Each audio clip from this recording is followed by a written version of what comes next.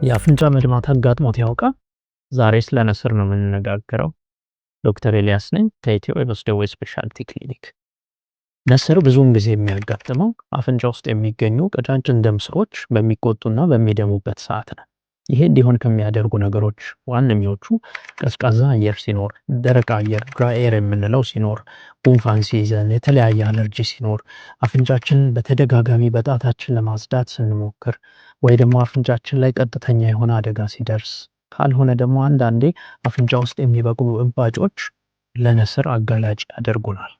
ነስር በሚያጋጥምበት ሰዓት በቤት ውስጥ ያንን ለማቆም በጭራሽ አንገታችን ወደ ኋላ ማድረግ አይኖርብንም። ማድረግ የሚኖርብን ቀጥ ብለን ተቀምጠን ከወገባችን ትንሽ ወደፊት ሆነን የታችኛውን የአፍንጫ ክፍል ጠበቅ አድርጎ መያዝ ያስፈልጋል። ከዛ ከ10 እስከ 15 ደቂቃ ድረስ መጠበቅ ይኖርብናል። ብዙውን ጊዜ በዚህ 10-15 ደቂቃ ውስጥ መድማት ይቆማል። በዚህ ግን ካልቆመ ድጋሚ ለተጨማሪ ከ10 እስከ 15 ደቂቃ እንሞክራለን። ለዚህም አልቆም ካለ ግን ወደ ጤና ተቋም ቶሎ መሄድ ያስፈልገናል ማለት ነው። ስለዚህ አብዛኛውን ጊዜ ነስር ከባድ ችግር ይዞ አይመጣም።